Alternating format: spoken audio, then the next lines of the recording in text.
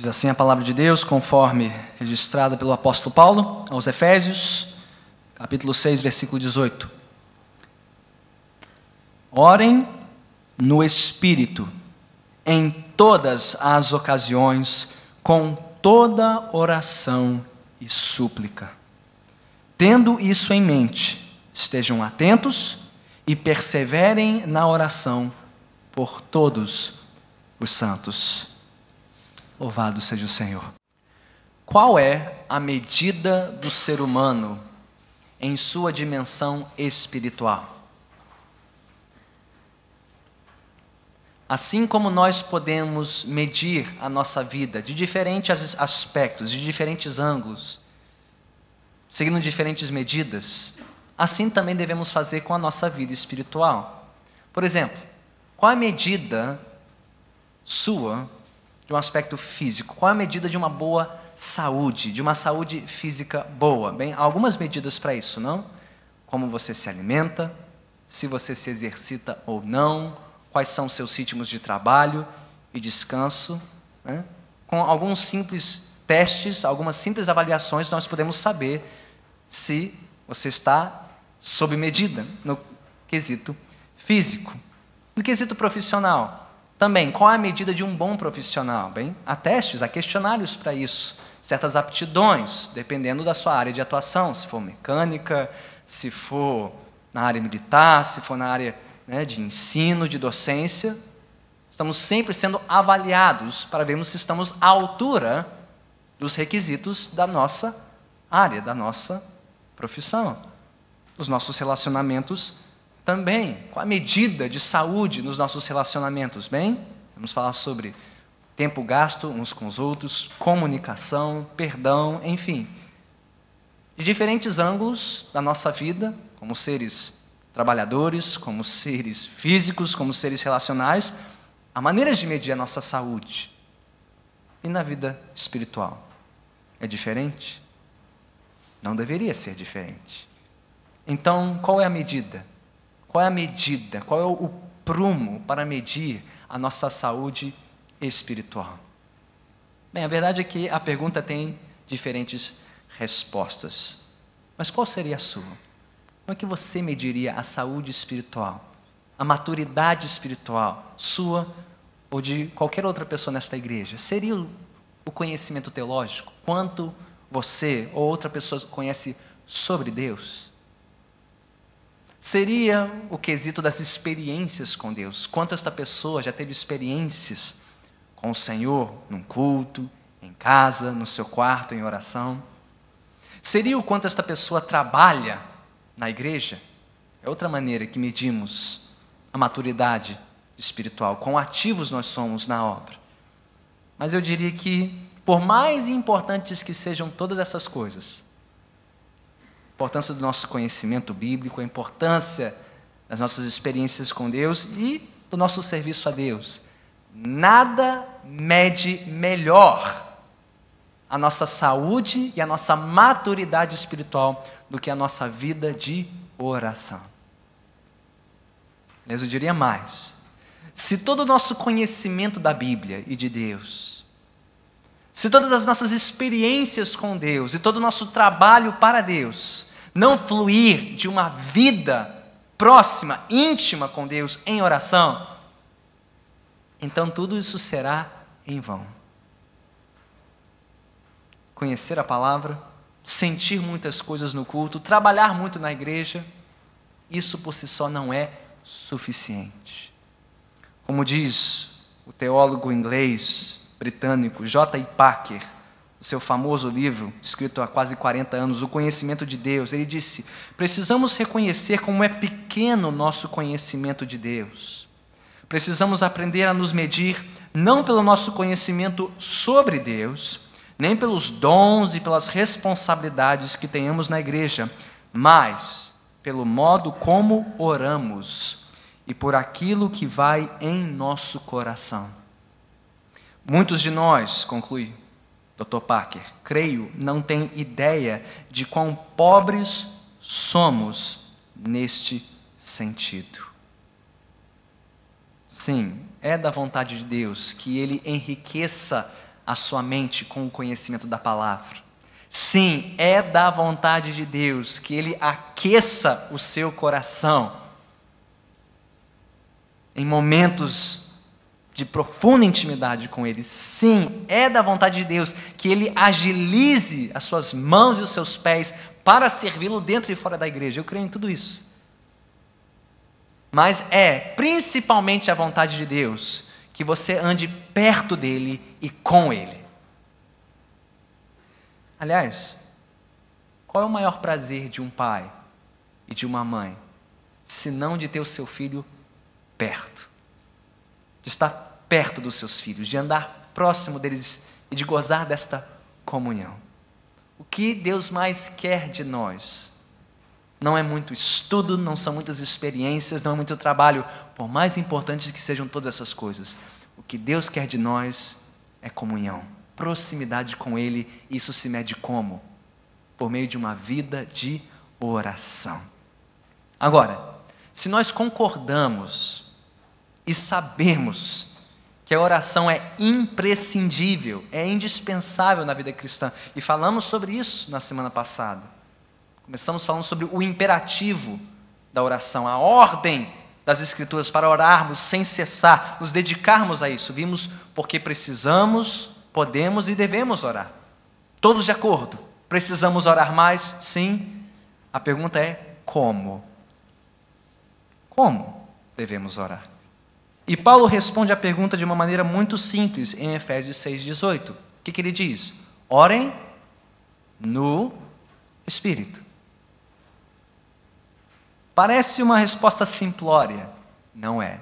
É uma resposta simples, mas não é simplória. Há muito aqui. O que Paulo quer dizer quando ele ordena aos seus leitores que orem no Espírito? Ele quer dizer literalmente que nós devemos orar no poder ou pela instrumentalidade do Espírito. Quem deve nos mover, quem deve nos conduzir e nos sustentar em nossa vida de oração é a terceira pessoa da Trindade, é o Santíssimo Espírito, que Deus derrama sobre o coração de todo aquele que confessa Jesus Cristo como seu Senhor e Salvador. Bem, isso abre para nós mais duas perguntas para reflexão. Primeiro, quão indispensável é o Espírito Santo em nossa vida de oração? E segundo, que diferença faz orar no poder do Espírito Santo? São as duas perguntas que queremos responder à luz do texto e do seu contexto na carta de Paulo aos Efésios e em outras referências pertinentes da Bíblia. Primeiro, então, quão indispensável é a pessoa do Espírito Santo na nossa vida de oração? E qual é a resposta da Bíblia? Biblicamente falando, não existe vida de oração sem o Espírito Santo. Aliás, a Bíblia iria além. A Bíblia responde: não existe vida cristã sem o Espírito Santo. Imagine um carro bem desenhado, bem desenvolvido por uma equipe de engenheiros, bem montado pelos mecânicos, com um motorista bem treinado atrás do volante, mas sem combustível. Para que serve este carro? Só para enfeitar a garagem. Pois se não houver combustível alimentando, essa engenharia não sairá do lugar.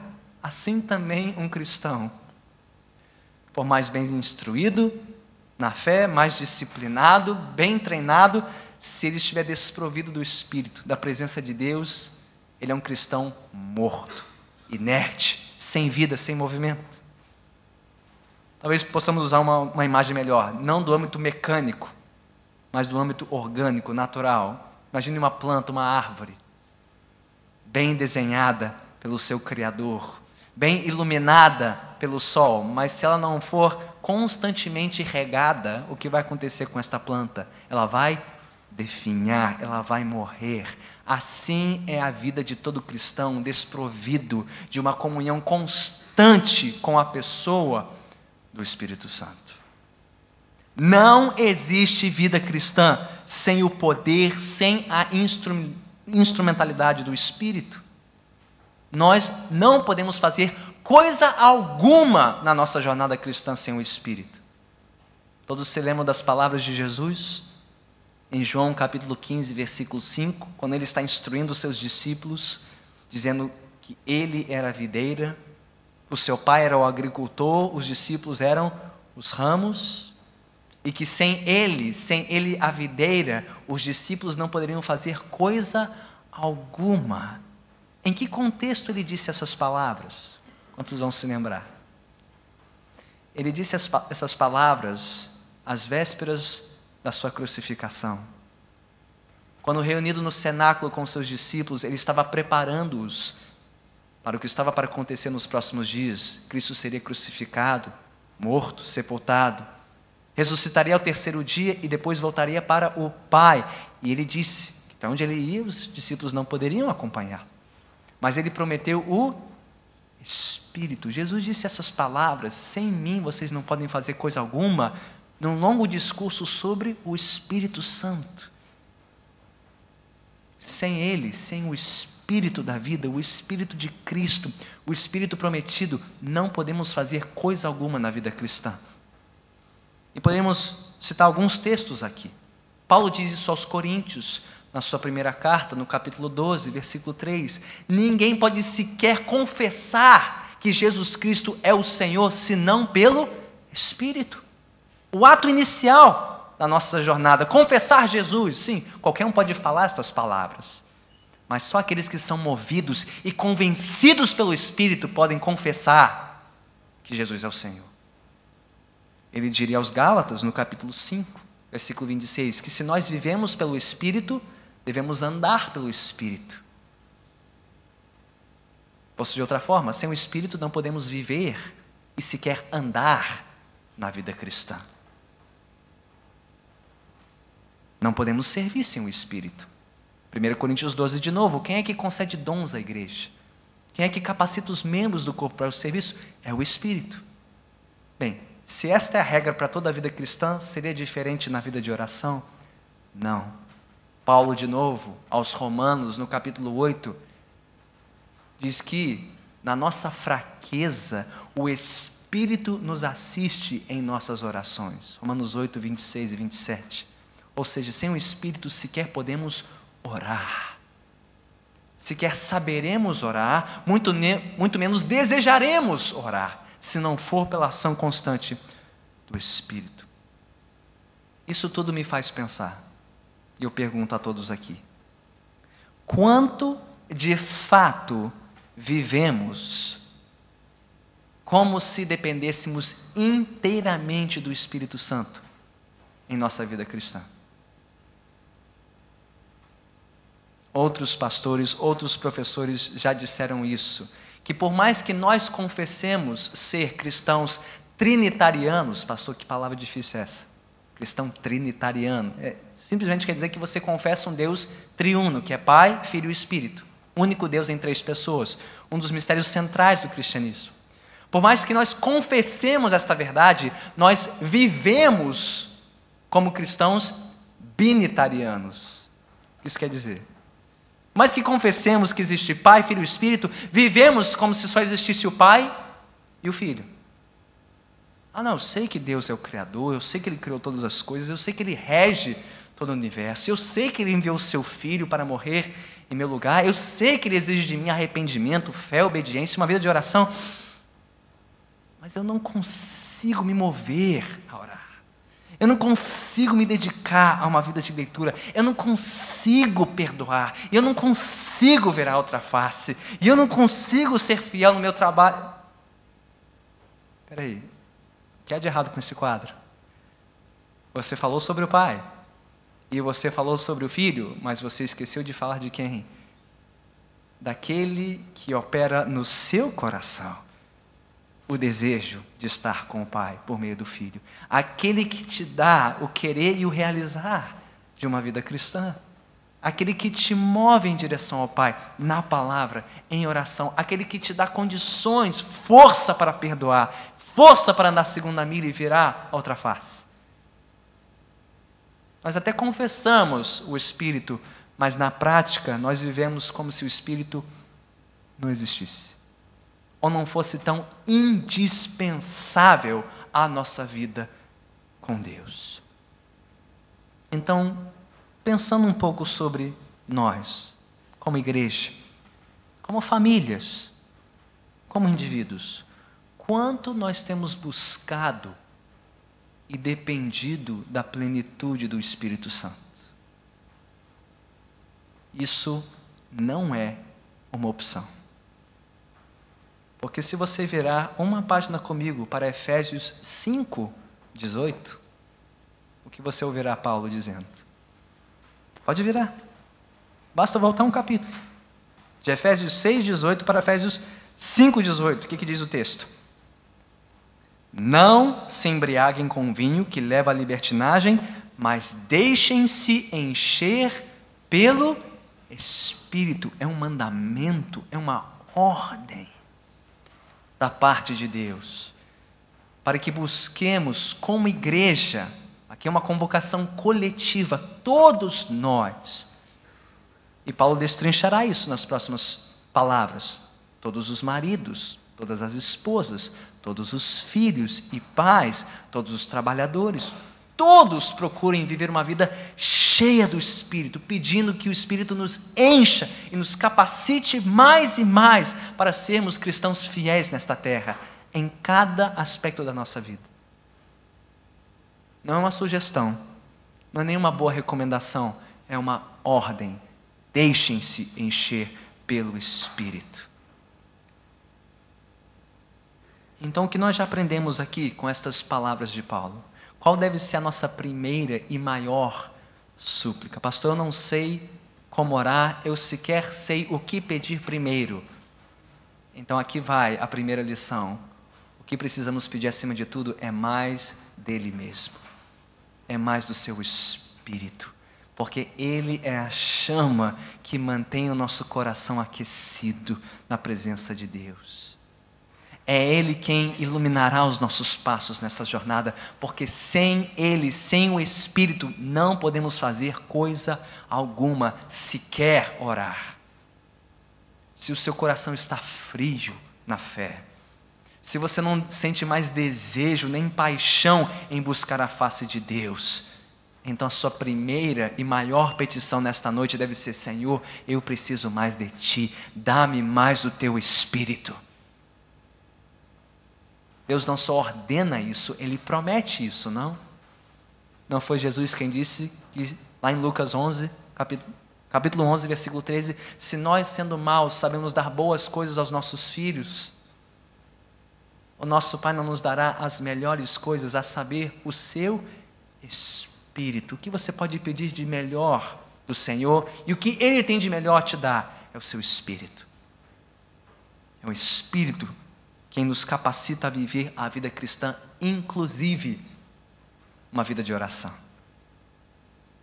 Então, de novo, quão indispensável é o Espírito Santo na sua vida, na sua caminhada, na sua jornada cristã. Ele deve ser indispensável. Mas isso nos leva à próxima pergunta, a segunda na noite. Que diferença faz orar no poder e na instrumentalidade do Espírito Santo? Paulo também responde esta pergunta aqui na carta aos Efésios, e nós vamos ver brevemente, de novo, nosso propósito aqui não é de expor a carta versículo a versículo, já fizemos isso ano passado, estamos 6 meses estudando Efésios, de ponta a ponta, mas o nosso propósito hoje é de apenas mostrar 4 breves retratos que Paulo dá do Espírito Santo. E fazemos a ponte com a nossa vida de oração. Porque o que você pensa do Espírito determinará como ele age na sua vida, inclusive na sua vida de oração. Que retratos são esses? Vem. Vejamos o primeiro, que mostra o quê? Que quando nós oramos no Espírito, no poder do Espírito, na dependência do Espírito Santo, nós somos certificados de que pertencemos a Deus, somos a sua propriedade aqui na terra. Este retrato está no capítulo 1, volte comigo para Efésios 1, versículos 13 e 14. O que diz o texto? Quando vocês ouviram e creram na palavra da verdade, o evangelho que os salvou, vocês foram selados em Cristo com o Espírito Santo da promessa, que é a garantia da nossa herança até a redenção daqueles que pertencem a Deus para o louvor da sua glória. Paulo aqui fala do Espírito Santo no momento da nossa conversão a Cristo, quando primeiro cremos na pregação do Evangelho, e ele usa duas imagens excepcionais. Ele diz que quando nós cremos no Evangelho, lembre-se, quando você ouviu o Evangelho pela primeira vez e creu para a sua salvação, diz Paulo que quando isso aconteceu, Deus te selou com o Espírito Santo da promessa. A imagem aqui é de um rei que selava, literalmente, colocava o seu selo sobre a sua propriedade. Poderia ser numa correspondência que ele emitia em seu nome, ou sobre uma propriedade qualquer, mostrando que aquilo era parte do seu patrimônio. Está dizendo, olha, aqui está o meu selo de propriedade. Quando vocês creram em mim, vocês passaram a pertencer a mim. Isto foi selado com a marca do Espírito. Mas Paulo diz, este é o Espírito Santo da promessa. Nós já fomos reconhecidos como propriedade de Deus e ainda seremos reconhecidos. Isso fica ainda mais claro no versículo seguinte, quando Paulo usa uma segunda imagem, diz, o Espírito Santo da promessa, versículo 14, que é a garantia da nossa herança. Aqui Paulo usa um termo do âmbito comercial. Garantia aqui é a palavra que indicava o quê? Um depósito, como que um sinal dado numa transação comercial, coisa que ainda fazemos hoje, não? Um sinal de que empenhamos a nossa honra para quitar o restante dos pagamentos. Damos um sinal num imóvel, num bem, dizendo com isso, ó, aqui está a primeira parte, como promessa de que pagaremos o restante. Paulo está dizendo, quando nós fomos selados com o Espírito, quando cremos no Evangelho, Deus nos deu a garantia da herança, o primeiro sinal de uma herança que está por vir. E que sinal é esse? É o Espírito. Que certifica que nós somos propriedade de Deus, já somos herdeiros de Deus pela sua graça e ainda seremos reconhecidos como tais. Quando? Quando Ele voltar. Na sua redenção, na volta de Cristo Jesus. Pastor, o que tudo isso tem a ver com vida de oração? Tem tudo a ver com a nossa vida de oração. Porque quando nós oramos no Espírito da promessa, o Espírito da nossa herança que nos selou, a nossa oração se torna um exercício de confiança na nossa propriedade divina. É quando alguém te pede, num estabelecimento público, para que você mostre um documento de identidade. O que é aquilo? É uma certificação de que você faz parte dessa nação e de que você tem direito a tudo aquilo que essa nação promete a você e tem também sua parcela de responsabilidades, não? Assim é todo aquele que se apresenta ao Pai em oração no Espírito.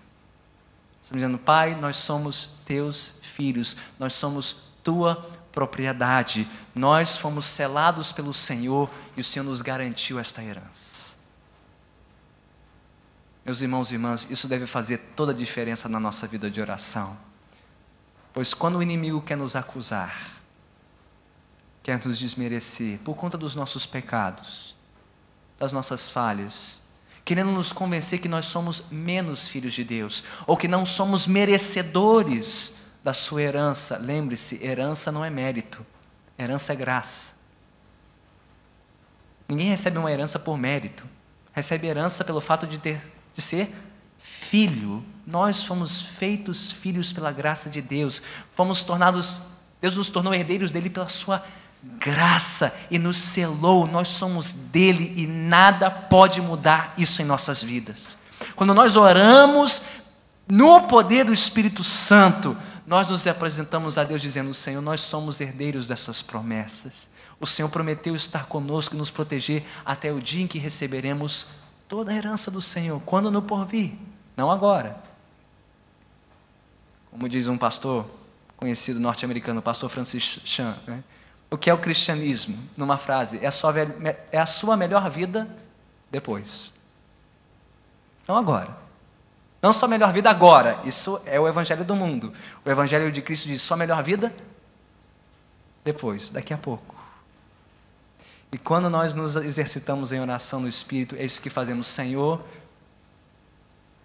estou passando escassez, estou enfermo, o mundo ao meu redor está virando de cabeça para baixo, mas de uma coisa eu sei: eu sou teu filho, eu sou tua propriedade. O Senhor me selou e me garantiu como filho teu até o dia da volta de Cristo Jesus.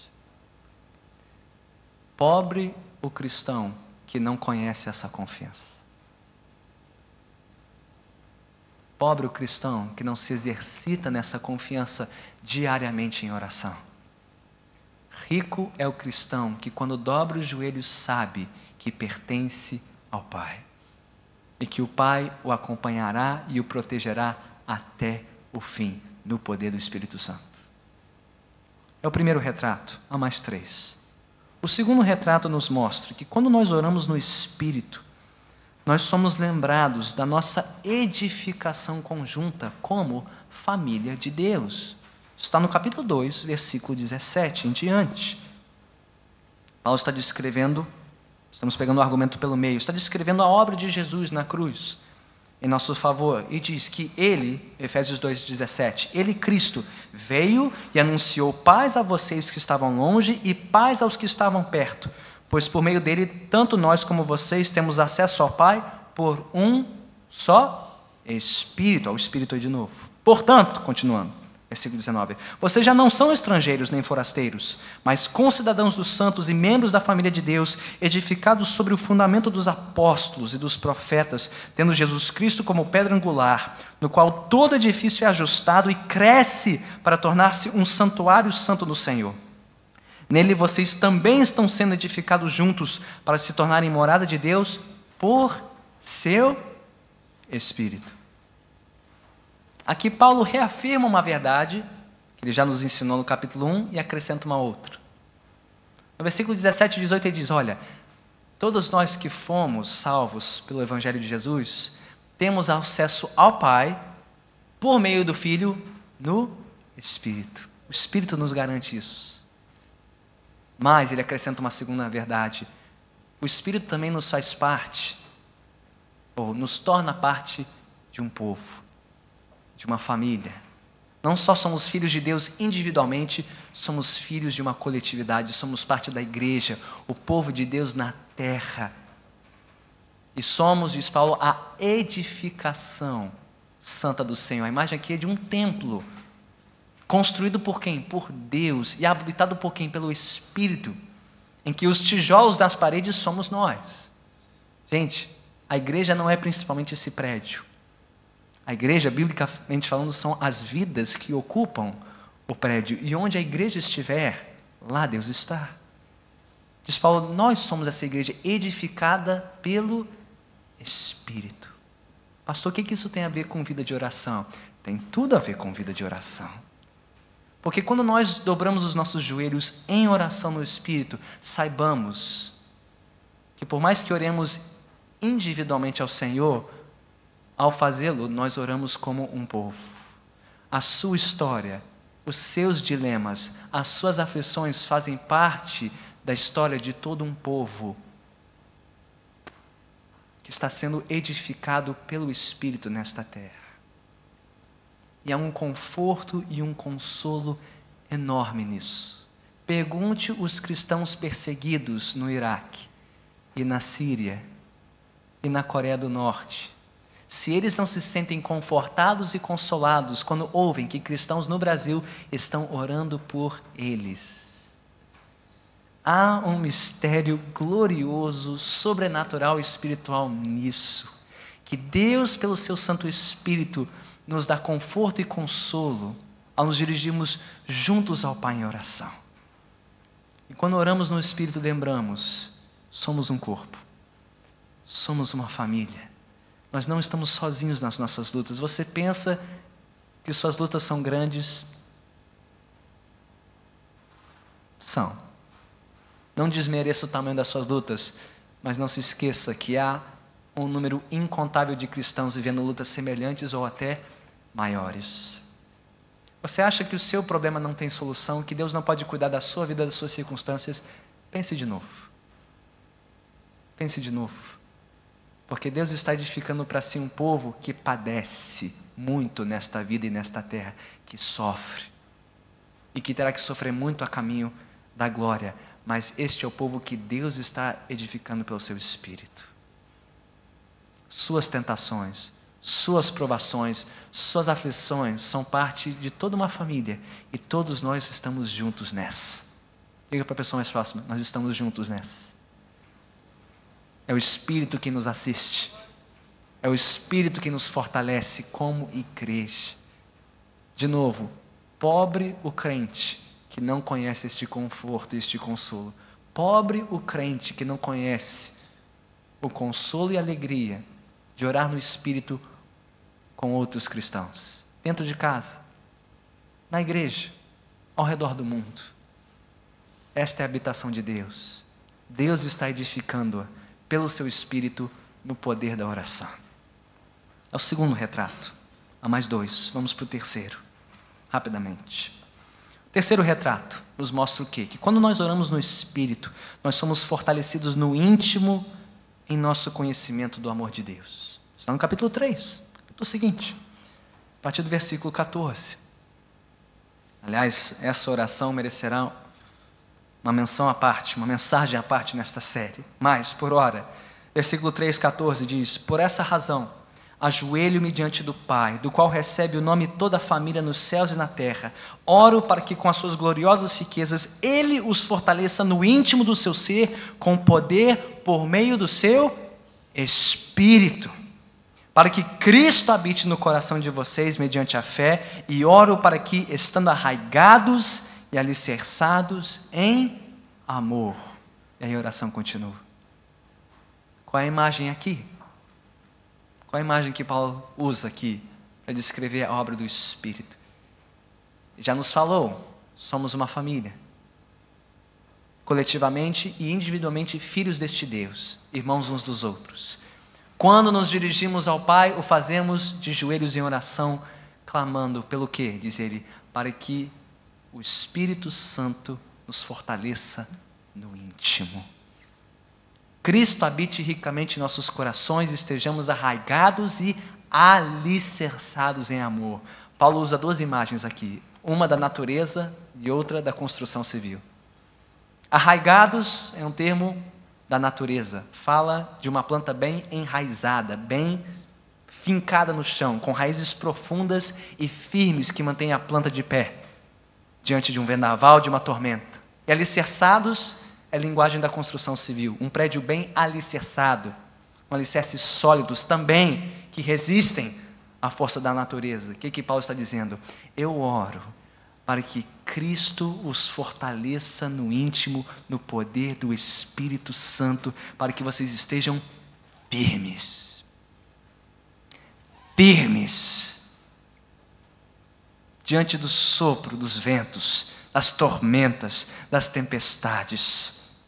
Tão firmes quanto uma planta bem enraizada, quanto um prédio bem alicerçado. Essas duas estruturas são tão firmes quanto os seus alicerces. Paulo está dizendo, vocês conhecem o Evangelho, vocês conhecem a palavra, eu quero que vocês sejam agora fortalecidos nisso, no poder do Espírito Santo. É isso que Deus faz conosco, quando nós oramos no poder do Espírito. Deus nos fortalece naquelas verdades inabaláveis. Para que aconteça o que acontecer com a sua saúde, com o seu emprego, com a sua família, com os seus relacionamentos, com a sua igreja, você permaneça firme no poder do Espírito. Pobre o crente que não conhece esta firmeza no Espírito. Ele será facilmente arrastado e carregado pelas provações desta vida. Mas rico o crente que de joelhos depende do Espírito Santo. E por fim, Paulo nos dá o quarto e último retrato. E nos mostra que quando nós oramos no Espírito, Deus nos reveste da sua sabedoria para vivermos neste mundo insensato. Efésios 5, versículo 15 em diante. Ele diz: tenham cuidado com a maneira como vocês vivem. Efésios 5:15. Que não seja como insensatos, mas como sábios, aproveitando ao máximo cada oportunidade, porque os dias são maus. Portanto, não sejam insensatos, mas procurem compreender qual é a vontade do Senhor. Não se embriaguem com vinho que leva à libertinagem, mas deixem-se encher pelo Espírito. Paulo vinha falando neste capítulo sobre como nós vivemos num mundo tenebroso, escuro, perverso, maligno. Como as pessoas tateiam neste mundo escuro e tenebroso, guiados pela sua ignorância e pelas suas paixões desregradas e descontroladas, à procura de algo que os sacie, que os satisfaça. Paulo disse lá no capítulo 4 que essas pessoas são escravas da sua ignorância, escravas dos seus desejos. E que todos nós estávamos nessas trevas, mas Deus nos tirou delas e nos trouxe para a sua luz. Mas, diz Paulo, aquelas densas trevas que nos cegaram querem obscurecer a nossa visão de novo. Querem nos fazer tropeçar, querem nos fazer perder o rumo desta vida. Então, diz Paulo, tenham cuidado. Não vivam na sua antiga insensatez. Não vivam como tolos, desperdiçando tempo, desperdiçando recursos, desperdiçando vida e energia. E, meus irmãos, você tem uma boa síntese, um bom resumo do que essa geração é isso. É uma geração que despreza o seu tempo, despreza a sua saúde, despreza os seus recursos, despreza a vida. E quem pode nos dar sabedoria para viver neste mundo, segundo a vontade de Deus? Só o Espírito Santo. Por isso, diz Paulo, quando nós oramos a Deus no poder do Espírito, é este o Espírito que nos dá sensatez, lucidez, clareza de visão, para não desperdiçarmos a nossa vida, para nos ancorarmos naquele que pode nos manter firmes e seguros no caminho. E quem tem mais a ganhar e a perder com isso somos nós, não é Deus. Pense num barco atracado num porto, bem amarrado àquele porto. Quem tem mais a ganhar e a perder com aquilo? O barco ou o porto? O barco. Porque se ele não estiver bem ancorado, bem atracado, a maré, a correnteza ou a próxima tormenta o levará para alto mar. O porto não tem nada a ganhar e nada a perder. Deus não tem nada a ganhar e nada a perder com a nossa dependência dele em oração. Nós é que temos tudo a ganhar ou tudo a perder. Quanto mais firmes estivermos, atracados neste porto em oração, quanto mais firmes estivermos dependendo da condução, da direção soberana e sábia do Espírito Santo, diz Paulo, melhor direcionados estaremos na nossa vida. Pobre o crente que não vigia em oração no poder do Espírito, ele será arrastado, carregado pela vida. Rico crente que de joelhos clama pelo Espírito e pede: Senhor, sustenta-me, fortalece-me no caminho estreito. São 4 retratos que Paulo nos dá do Espírito, todos eles influenciando nossa vida de oração.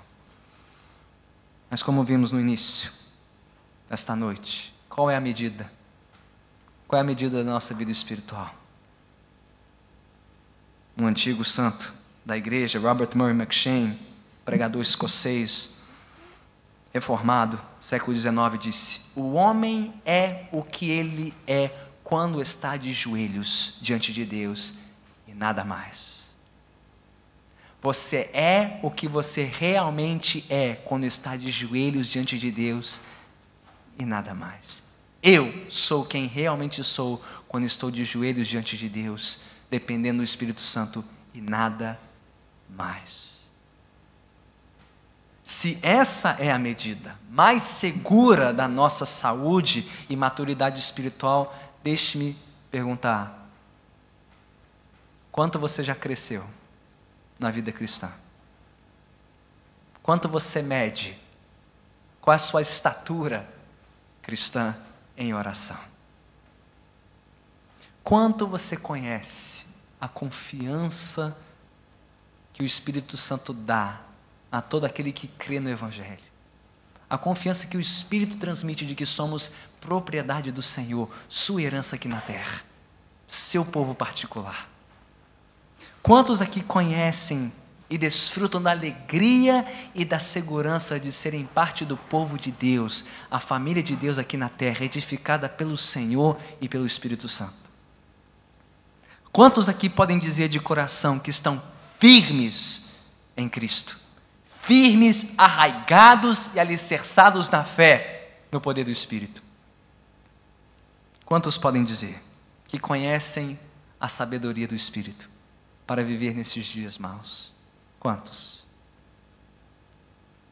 Pois bem, se você tem falta de uma dessas coisas, ou algumas delas, ou todas elas, Cristo hoje quer derramar do seu Espírito sobre a sua vida. Porque é Ele quem derramou o Espírito, quando primeiro cremos. É Ele que nos fez parte desta família. É Ele quem nos quer fortalecer. É Ele quem quer nos conduzir nesta vida. Do que nós precisamos, precisamos dEle. Precisamos do Espírito. Precisamos mais do Senhor. Como eu devo orar, pastor? Ore no Espírito. Vamos orar.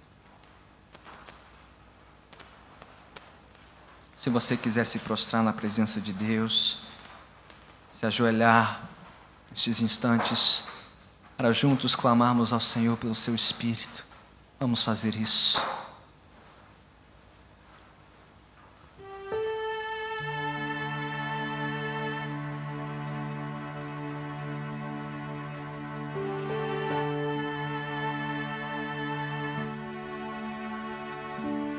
Senhor bendito, precisamos de Ti.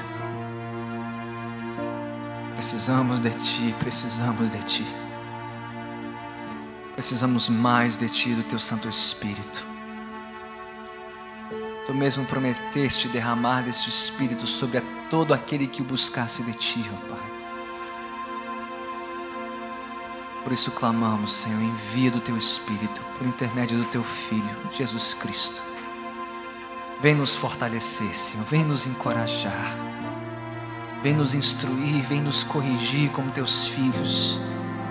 Coloca-te ao nosso lado nesta noite, ó Senhor, fortalecendo-nos no poder do Teu Santo Espírito, fortalecendo-nos no íntimo, Senhor, com o poder do alto, o poder do Espírito. Ó Senhor, eu peço por aqueles que estão se sentindo fracos e débeis na fé, frios no amor, carentes de esperança, de consolo, de conforto, precisando de sabedoria, de direção para os seus caminhos. O Senhor nos promete dar todas estas coisas, se tão somente dobrarmos os nossos joelhos e clamarmos mais pelo Teu Santo Espírito, orarmos na força, no poder e na dependência do Espírito Santo. Perdoe-nos, Senhor. Perdoe-nos por dependermos tanto de nós mesmos e tão pouco de Ti. Perdoe-nos, Senhor, por confessarmos o Espírito, mas por não dependermos inteiramente do Espírito para toda a nossa vida, para toda a nossa caminhada. Perdoe-nos, Senhor, como indivíduos, como famílias, como igreja, ó Pai, como temos pedido pouco, como temos buscado pouco, como temos clamado pouco pelo Espírito. Mas nesta noite, Senhor, envia o Teu Espírito, Sopra sobre nós, Espírito Santo de Deus, nova vida, novo vigor, novo ânimo, fortalecendo cada coração nas tuas promessas, na tua palavra. Ó Senhor, se houver entre nós aqueles que nunca antes creram no Evangelho, porque nunca ouviram ou nunca se voltaram com arrependimento a Ti, os seus pecados, a sua antiga maneira de viver, que nesta noite o Espírito lhes dê fé, fé verdadeira e genuína, novo nascimento do alto, perdão dos seus pecados, e o Teu Espírito os cele, que a garantia da herança seja derramada em seus corações, e que saibam que pertencem a Ti, são Teus filhos, Tuas filhas, para todo sempre, lavados no sangue de Cristo, até o dia da sua redenção em glória. Ó meu Pai, mas nós que já cremos e já nos entregamos a Ti, edifica-nos, Senhor, como igreja de Cristo. Edifica-nos na força e no poder do Espírito Santo, nas nossas lutas, nas nossas tentações e provações. Santo Espírito de Deus, ergue os nossos olhos para Ti, Senhor. Fixa os nossos olhos no autor e consumador da nossa fé, para que Cristo habite ricamente em nossos corações, estejamos arraigados e alicerçados em amor. Mas ensine-nos também, ó Santo Espírito, a vivermos neste mundo tenebroso, neste mundo mau, adúltero, perverso e cruel. Ó Espírito Santo, precisamos da Tua sabedoria, precisamos do Teu discernimento para compreendermos qual é a Tua vontade, Senhor, que sejamos um povo santo e irrepreensível para a Tua glória. Ó Senhor, reveste-nos do Teu Santo Espírito, reveste-nos da Tua armadura para permanecermos firmes no Senhor contra o inimigo das nossas almas. E faz-nos clamar mais e mais pelo Espírito, a cada novo dia de vida, a cada nova semana de serviço, a cada novo domingo nesse lugar, a cada encontro de quarta-feira também. Vem, Santo Espírito de Deus, nos encontrar, vem nos preencher, vem nos transbordar da Tua graça, da Tua misericórdia, da Tua paz, da Tua alegria e da Tua justiça. Enche-nos da plenitude da Tua vida, Senhor, Tu que és o doador da vida, o Senhor supremo da vida eterna. Ensina-nos a orar sempre no Espírito, a orar sempre no Espírito, ó Pai, e Te daremos por isso toda a honra, toda a glória e todo o louvor, em nome de Jesus Cristo. Que todos que assim concordam digam amém.